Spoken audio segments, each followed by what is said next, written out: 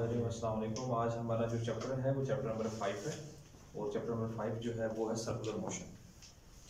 अब इस chapter number 5 को ज़रा आप लोगों ने ध्यान से समझना है। ये है वेरी इंपॉर्टेंट चैप्टर, ये वाला थोड़ा सा कंसेप्चुअल भी है और जो पिछले प्रीवियस 9th क्लासेस में आप लोगों ने पढ़ा था 9th में, तो उसी से रिलेट करता है। बेसिक चीज़ें वही हैं, ठीक है, बेसिक चीज़ें क्या हैं वही हैं, बट इसमें थोड़ा थोड़ा एडिटिंग होती जाएगी, वो मैं आपको साथ के साथ बताता जाऊँगा। तो सबसे पहले हम डिस्कस कर लेते हैं कि सर्कुलर मोशन होती किस तरह की है, सॉरी एंगुलर मोशन होती किस तरह की है। एक्चुअली जो एंगुलर मोशन होती है ना, देखें अगर गौर करें ना आप लोग, तो ये जो हमारे पास वर्ड एंगुलर है, इस एंगुलर को देखने से हमारे माइंड में एक बात आती है। क्या बात आती है बोला कि कोई ना कोई क्या है एंगल की बात होगी, कोई ना किसकी बात होगी। तो इसका मतलब ये है कि यहाँ पर अब जो मोशन होगी इसमें कोई ना कोई एंगल का चक्कर तो लाजमी है। पहले तो अपने माइंड में चैप्टर को स्टार्ट करने से पहले अपने माइंड में ये बात आप लोग बिठा लें कि इसमें आपने डिस्कस किसको करना है, एंगल्स को करना है। अच्छा, वो जो मोशन होगी उसमें हमने देखना है एंगल्स को। अब ये जो एंगुलर मोशन है, अक्सर बच्चे ये समझते हैं कि सर सर्कुलर मोशन और रोटेटरी मोशन में कोई फर्क नहीं है, लेकिन देखा जाए तो बड़ा ग्रेट डिफरेंस है angular motion sorry circular motion में और किसमें भला, रोटेटरी मोशन में। That is a very great difference. वो डिफरेंस क्या है मैं आपको बताता हूँ। पहले हम देख लेते हैं कि एंगुलर मोशन दो तरह की होती है, एक सर्कुलर मोशन और दूसरी कौन सी होती है, रोटेटरी मोशन। ये दो तरह की होती है। क्लियर हो गया पॉइंट वाला। अब सर्कुलर मोशन क्या चीज होती है और रोटेटरी मोशन क्या चीज होती है। बाज़ाहिर तो हमें ऐसे ही लगता है कि दोनों ही क्या है, सेम है, बट ये दोनों सेम नहीं है। दोनों में ग्रेड क्या है, डिफरेंस है। और दोनों में ग्रेड डिफरेंस क्या है, वो सिर्फ एक वर्ड का फर्क है। वो डेफिनेशन में आपको बताता हूं। वो क्या है हमारे पास, जरा गौर करके देखें। A motion in which the axis of rotation lies outside the body, जिसमें axis of rotation outside the body lie करे। आप कहेंगे सर एक्सिस ऑफ रोटेशन क्या चीज होती है। एक्सिस ऑफ रोटेशन के बारे में मैं आपको पहले भी ये बात बता चुका हूं, आप राइट भी कर लें। A point or a line around which a body rotate,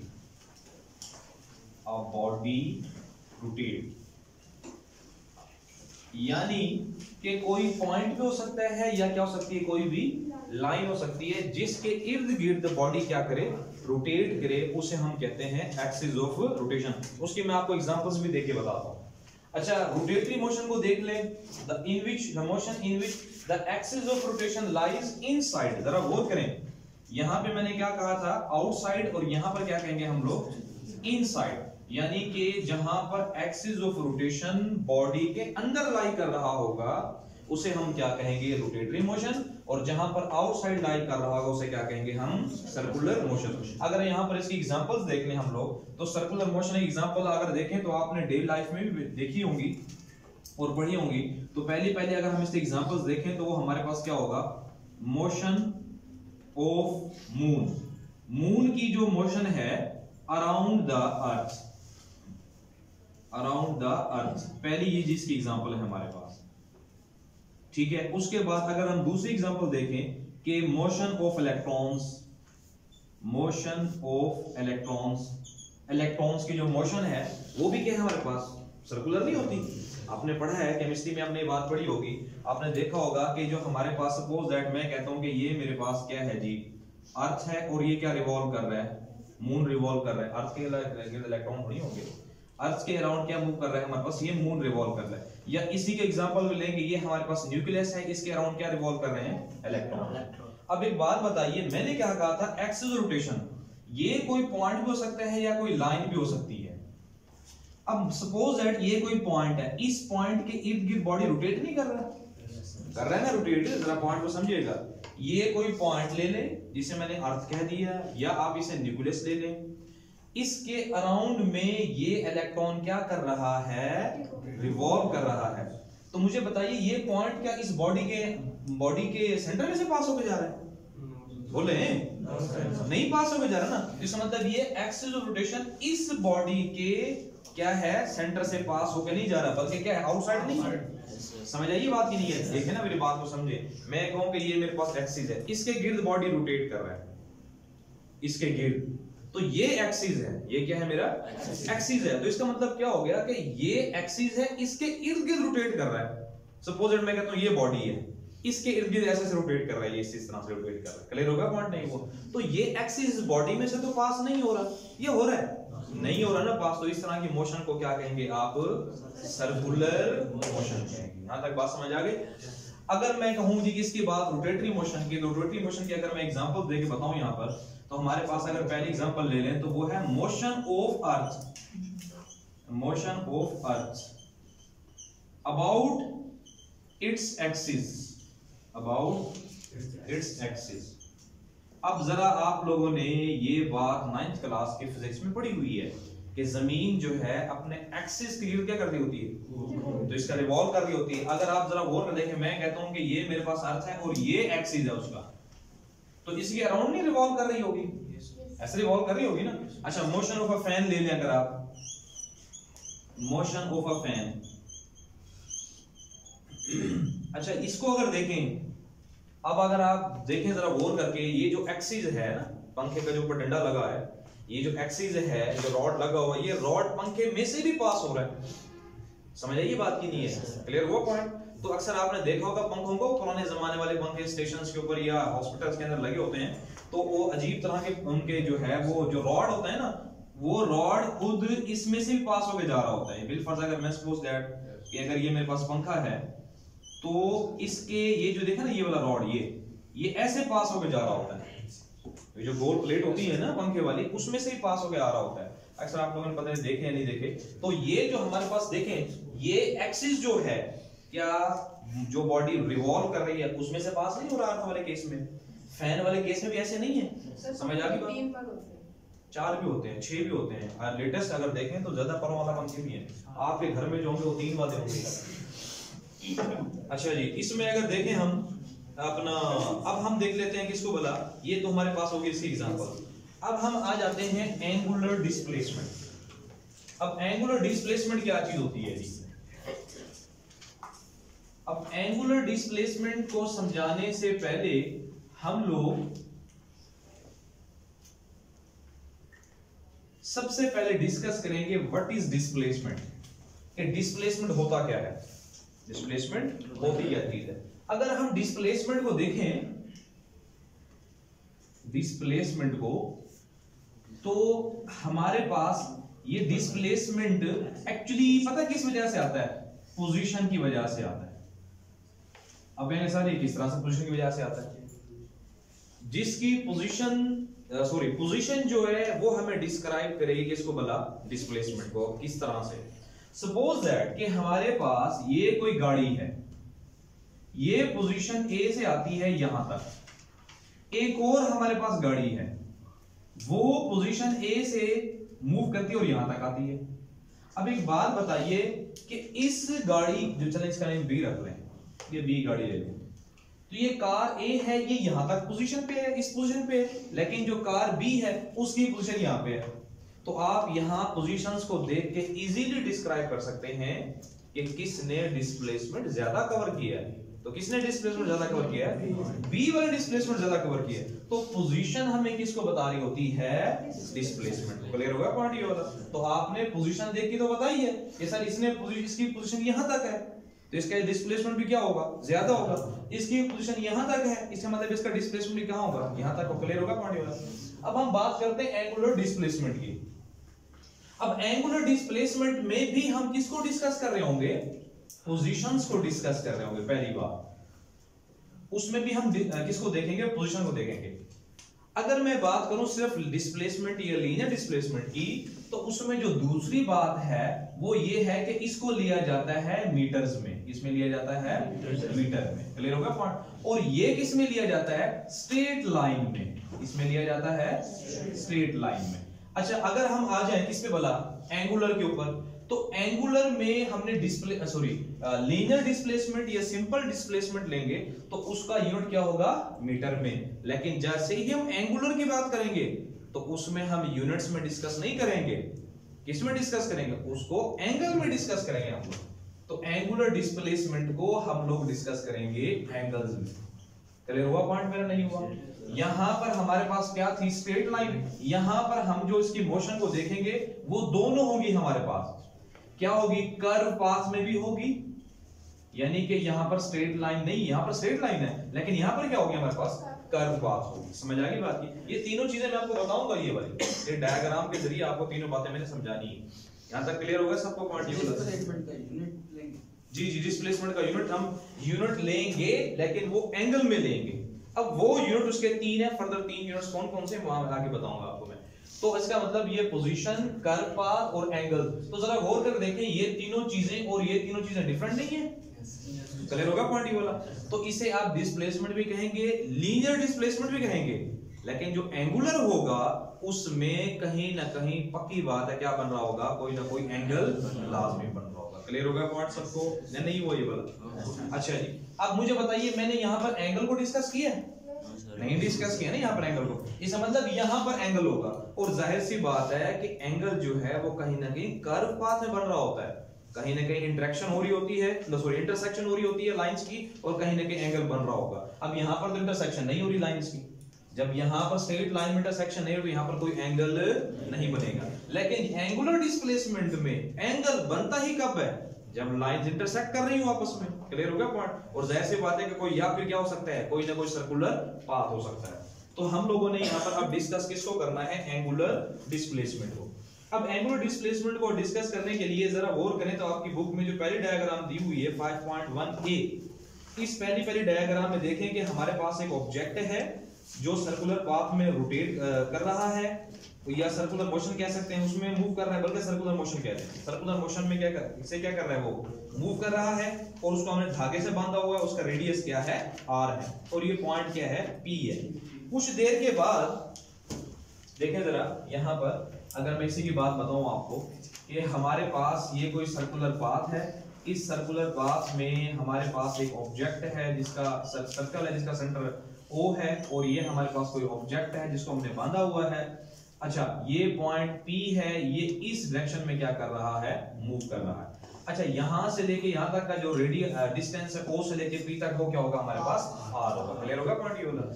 अब जरा हम लोग यहाँ पर देखते हैं, इसकी डेफिनेशन बनाते हैं इसकी, किसकी मतलब एंगुलर डिस्प्लेसमेंट की। अब जरा गौर करेंगे, पहले ऑब्जेक्ट यहाँ पे था, यहाँ पे सॉरी, उसके बाद फिर वो आ गया इस पॉइंट पर आ गया। तो अब जैसे ये इस पॉइंट पे आएगा तो कोई ना कोई एंगल नहीं बनेगा, बताएं जरा। हाँ भाई, तो बॉडी के मूव करने से सर्कल के सेंटर पर कोई ना कोई एंगल बना या नहीं बना? और उसने कोई ना कोई डिस्प्लेसमेंट कवर नहीं किया। यहां से इसको, इसका नेम रख लेते हैं हम P1 और इसका नेम रख लेते हैं हम लोग P2। तो P1 से कहां पर आया बॉडी? P2 पे नहीं आया। तो इसका मतलब क्या हुआ? अब इसके अगर आपकी बुक में डेफिनेशन भी दी हुई है, क्या बात बताई हुई है? The angle subtended at the center of a circle by a body moving along a circumference in a given time is called the angular displacement। यानी कहने का मतलब क्या है कि angle subtended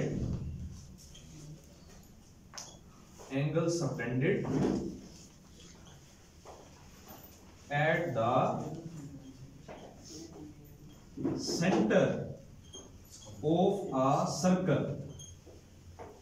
center of a circle by a body, ठीक है?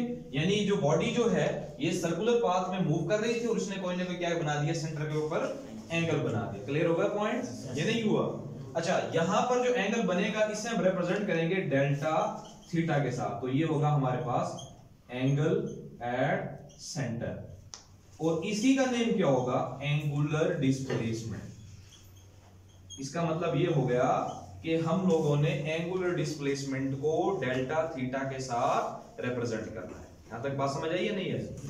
कि जब कभी भी बॉडी सर्कुलर पाथ में रोटेट कर रही होगी तो वो सेंटर के ऊपर कोई ना कोई एंगल बना देगी, उसको हम क्या कहेंगे? Angular displacement. वैसे देखा जाए तो थीटा तो एंगल को बता रहा होता है, ठीक है, लेकिन यहां पर हमने क्या करना है? Angular displacement. समझ आ गई बात ये वाली? देखिए, लीनियर डिस्प्लेसमेंट को आप लोग जाहिर करते थे किससे भला?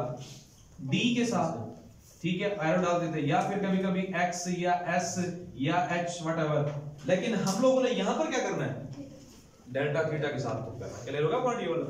अच्छा, ये आप लोगों ने बात याद रखनी है। अच्छा, अगर हम यहां पर अब डिस्कस करें कि जो हमारे पास अगर बॉडी सर्कुलर पाथ में मूव कर रही है तो उसमें होते हैं साइन कन्वेंशंस। क्या होते हैं? अब जरा साइन कन्वेंशंस देख लीजिए। साइन कन्वेंशंस में आपने साइन कन्वेंशन का मतलब ये है कि ये हमारे पास जो एंगुलर डिस्प्लेसमेंट है इसको पॉजिटिव कब लेना है डेल्टा थीटा को, और डेल्टा थीटा को नेगेटिव कब लेना है, हमने ये बातें डिस्कस करनी है। अब हम देख लेते हैं साइन कन्वेंशंस। अच्छा, इसके यूनिट्स को भी हम डिस्कस करेंगे लेकिन मैं बाद में डिस्कस कराऊंगा। इसके 3 तरह के यूनिट्स होते हैं। तो सबसे पहले हम देख लेते हैं साइन कन्वेंशंस। अब वो साइन कन्वेंशंस हमारे पास क्या होंगे कि जब बॉडी हमारे पास रोटेट कर रही होगी या मूव कर रही होगी एंटी क्लॉकवाइज। कैसे मूव कर रही होगी? यानी कहने का मतलब ये है, अब देखें क्लॉकवाइज इस तरह से होगा, ये क्लॉकवाइज होगा हमारे पास, और अगर हम देखें इसको इसी एरो के अपोजिट में तो ये क्या होगा हमारे पास? तो इसका मतलब ये हो गया कि हमारे पास जब एंटी क्लॉकवाइज होगा, एंटी क्लॉकवाइज जो मोशन होगी उसमें डेल्टा थीटा को लेंगे आप पॉजिटिव। क्या लेंगे? पॉजिटिव। और जब हमारे पास क्या होगा? क्लॉकवाइज होगा, तब आपने डेल्टा थीटा को क्या लेना है? नेगेटिव। ठीक है, ये साइन कन्वेंशंस आप लोगों ने बातें याद रखनी, भूलनी नहीं है। ये शॉर्ट क्वेश्चन में भी आ सकती हैं, एमसीक्यू में भी आ सकती हैं, और उसके अलावा न्यूमेरिकल्स में भी ये बातें यूज हो सकती हैं। अब हम यहां पर आते हैं, देखते हैं कि ये एंगुलर जो डिस्प्लेसमेंट है इसमें 2 बातें डिस्कस करनी। एक तो देखना है ये कौन सी क्वांटिटी है, ठीक है, और उसके बाद दूसरे हमने देखनी इसकी डायरेक्शन।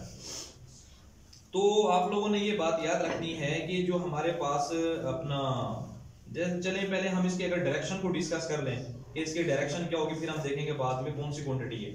वैसे ये स्केलर क्वांटिटी भी है और वेक्टर क्वांटिटी भी है। स्केलर क्वांटिटी कब है और वेक्टर क्वांटिटी कब है ये मैं आपको बाद में बताऊंगा, पहले हम डिस्कस कर लेते हैं इसकी डायरेक्शन। अच्छा, एंगुलर डिस्प्लेसमेंट जो है इसकी डायरेक्शन को अगर हम देखें तो वो किस तरह से हम लोग डिस्कस करेंगे डायरेक्शन को, ये जरा गौर से समझिएगा इसकी डायरेक्शन, क्योंकि इसमें थोड़ी सी कंफ्यूजन होती है, उसको हम देख लेते हैं। जो एंगुलर डिस्प्लेसमेंट होता है जिसे हम डेल्टा थीटा कहते हैं, अगर ये हमारे पास वेक्टर क्वांटिटी है तो इसकी कोई ना कोई डायरेक्शन होगी। अगर ये स्केलर क्वांटिटी है तो फिर हम तो डायरेक्शन को डिस्कस नहीं करेंगे इसे हम। लेकिन ये याद रखिएगा कि जब डेल्टा थीटा, मैं आपको ये बात बताता चलूं ये वाली, कि जब delta theta less than 10 degree होगा, क्या होगा? Less than 10 degree. ये डिग्री जो है ना इस एंगुलर डिस्प्लेसमेंट का यूनिट है। डिग्री क्या है? एंगुलर डिस्प्लेसमेंट का यूनिट है। किस तरह से, कैसे, ये बात बताऊंगा मैं आपको कि delta theta less than 10 degree हो। ये इंटरनेशनल बुक्स हैं, आपके बुक में ये बात राइट नहीं की हुई, बट जो डिफरेंट तरह की बुक्स हैं इंटरनेशनल, उसमें ये बात बताई हुई है कि जब एंगल की वैल्यू लेस देन 10 डिग्री होगी तो वो कौन सी क्वांटिटी कवर किया डिस्कस किया जाएगा एज अ वेक्टर। अगर ग्रेटर हो जाएगा तो फिर क्या हो जाएगा? स्केलर। ये हमने बात याद रखनी। क्लियर होगा पॉइंट ये वाला? अच्छा, यहां पर पता चलो कि एंगुलर डिस्प्लेसमेंट की डायरेक्शन से पहले हम लोग लीनियर डिस्प्लेसमेंट की डायरेक्शन देखना चाहते हैं। जरा देखें कि मैं कहता हूं कि ये बॉडी जो है ये मूव करके जा रही है इस तरह, इसमें, तो अब कहेंगे इसकी डायरेक्शन क्या है? तो इसकी डायरेक्शन ये नहीं होगी इस लाइन में, ऐसे ही होगी ना एंगुलर डिस्प्लेसमेंट डायरेक्शन। अगर बॉडी सपोज दैट कि बॉल है मेरे पास और ये बॉल ऊपर से कहां आ रही है? नीचे गिर के आ रही है, तो अब कहेंगे सर इसकी जो डिस्प्लेसमेंट है उसकी डायरेक्शन क्या होगी? मैं क्या कहूंगा? डाउनवर्ड होगी। क्या होगी मेरे पास? डाउनवर्ड होगी।